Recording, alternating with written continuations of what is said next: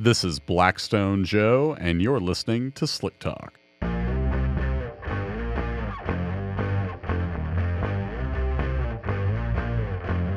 I say I'm an oil man, you will agree.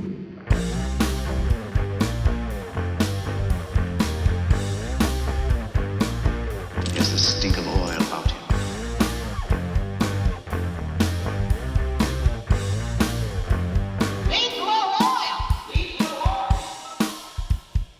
Hello and welcome to Slick Talk. I am your host, Blackstone Joe, and I'm glad you're here.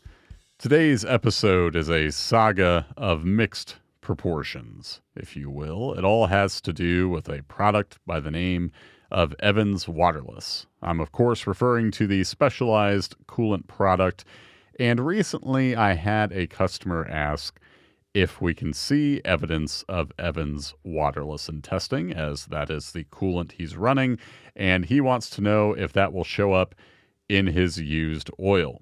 Now, despite having Waterless in the name, I didn't have reason to think Evans Waterless would be a product that we couldn't see evidence of, and that's because when coolant contamination is present in the used oil, we typically don't see water. Of course, it can be present, usually in instances where a leak is so bad that the engine is not able to cook off the moisture that is entering the crankcase. But in most cases, we will still see coolant regardless of moisture being present in any measurable amount, and that's because coolant leaves elements behind, specifically potassium and sodium. So I could have simply replied that it would likely show up due to it being a glycol and how we know those are apt to present themselves in testing, but that wasn't good enough because I had some curiosity of my own with this product and really coolant contamination in general. So we went and procured some Evans Waterless to have on hand, and we did some testing with it to see how, in fact, that would show up. So here were the sampling procedures I had in mind. First off, grab a quart of, in this case, Castrol Edge 040. We had some of that in the garage on the Blackstone campus. So step one, procure some oil for mixing with the coolant. I want to mix a few different amounts because in addition to answering whether or not Evans Waterless coolant would show up in testing, this would also tell me about certain amounts of coolant and whether or not we could see as little as a drop of coolant, a drop being placed into a beaker via a pipette, or let's talk about a full pipette's worth. And in this case, that equals out to about 7 milliliters by volume of the sample itself. 7 milliliters of Evans Waterless, the remainder of that sample. And keep in mind, when I'm talking about sample sizes, I'm referring to the 3.5 ounce sample bottle that we include with our kits. So 7 milliliters of that bottle being coolant, the rest being Castrol Edge 040. And then in the final example, I wanted to have roughly a quarter of the bottle be Evans Waterless and the rest be coolant. So when I talk about a quarter of the bottle, that's about 28.9% of the sample volume being Evans Waterless, the rest being Castrol Edge. So to recap, one sample, a drop of coolant, the rest oil. The second sample, a pipette's worth. Again, that's about 7 milliliters or 5.6% of the sample volume. And third, a quarter of the bottle being coolant, the rest being oil. Why get into the weeds in such a way? Well, it happens so often that we tell people we can see coolant in microscopic amounts. And while that's true, I wanted to have a direct illustration for my own reference, and I figured it might interest a lot of you as well, for just how little of the sample volume can be coolant and still be evident in the spectral results we can obtain. I think it really helps to show just how valuable oil analysis is in pinpointing these problems when they are so minor that you wouldn't even notice signs of trouble like a visible drop in the coolant level in the reservoir. We can identify these problems in the early stages, so why not give some examples of just how little coolant we can see in testing? Now, there were some adventures along the way during this testing process. First off, I wasn't sure if adding coolant to the oil, shaking it up, and then running a spectral analysis, if that would give us the best look. But I figured it would be a good place to start. And here's what showed up. When we simply mixed the cold oil with coolant from the jug, shook it up, and ran it through the spectrometer, we didn't see nearly as much potassium or sodium as I initially thought. And truth be told, as an analyst, I don't spend a lot of time in the lab, so this was a learning experience for me as well, knowing what it takes to actually homogenize these and see evidence of one being present in the other, like we would if, say, a customer sends in a sample when they have a head gasket leak and coolant has been mixing with the oil for an extended period of time. Very different situation than what we initially looked at with just combining the cold engine oil with coolant right out of the jug. And here's what showed up. When cold, the sample that merely contained a drop of antifreeze almost had no measurable potassium or sodium to show for it. Part of that's due to it just being a drop, but also we found about half as much potassium in the one sample that was cold as we did after warming it up. Still, we're talking about very marginal amounts. Potassium was at 3 part per million, sodium was at 2. And just to illustrate how small 3 part per million is in terms of the sample volume, we're looking at 0.0003% of the sample. So we're really getting in the weeds here.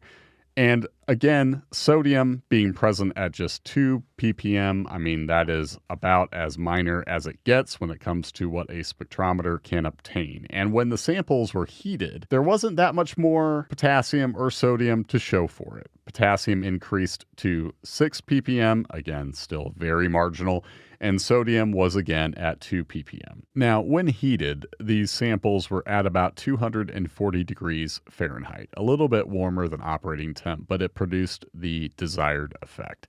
And once combined, we were able to find quite a bit more potassium and sodium in each of the pipette and the quarter samples.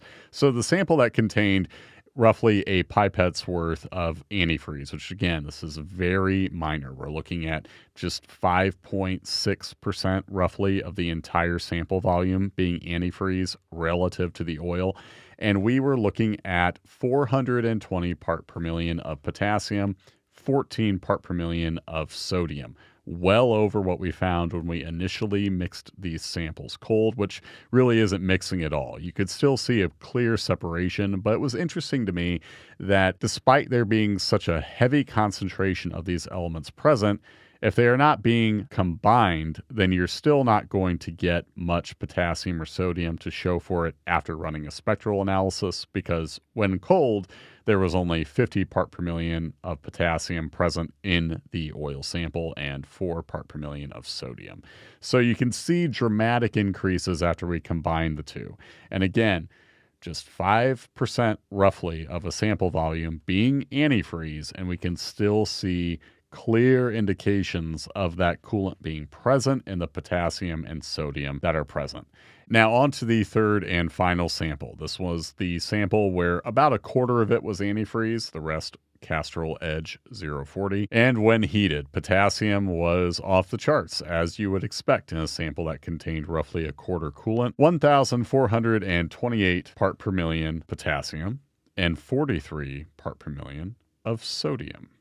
Now, while that amount is so obvious to us sitting in the analyst chair looking at the data we do every day, I still want to reiterate how small that is in terms of the percentage. When you convert 1,428 part per million to a percent, that's still just 0.1428%. You're truly getting in the margins and finding signs of trouble that, to be quite honest with you, would sneak right by in terms of a visual assessment. When these products are combined, you're really not going to see a significant amount of one relative to the other. It doesn't stand out unless you're in that beginning stage of this whole process when these two products are put in the same sample bottle cold, they don't combine. Sure, You can see it visually then. But after they are heated and stirred like we did the second go round, well, after that emulsification has taken place and the percentage of contamination is so small relative to the sample volume in total, it really goes to show the value of taking a spectrometer and using it to look at just a 3.5 ounce size sample and learning what contamination is evident, because on our end, these results simply jump right off the page.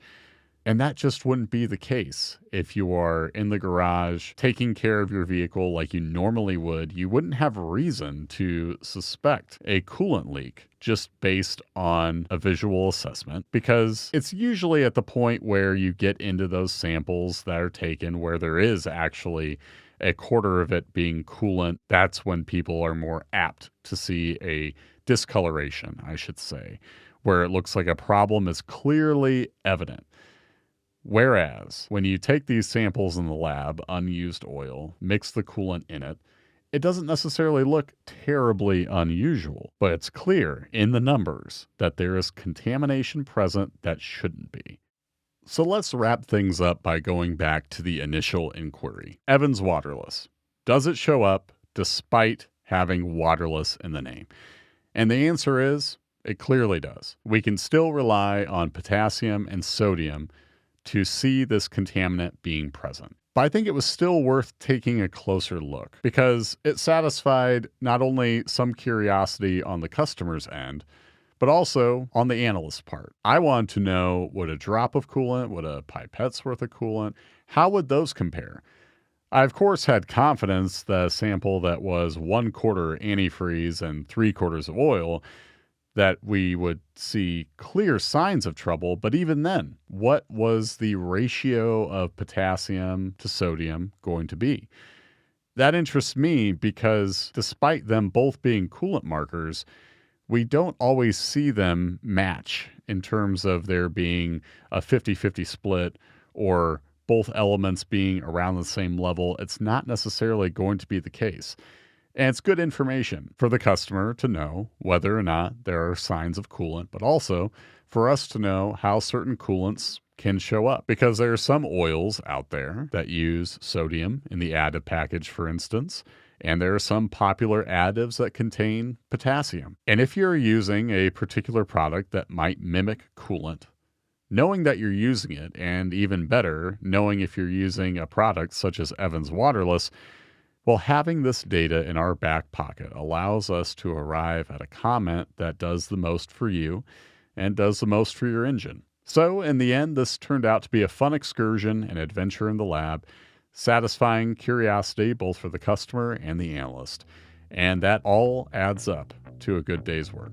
Thanks for hanging with me. This is Blackstone Joe, signing off.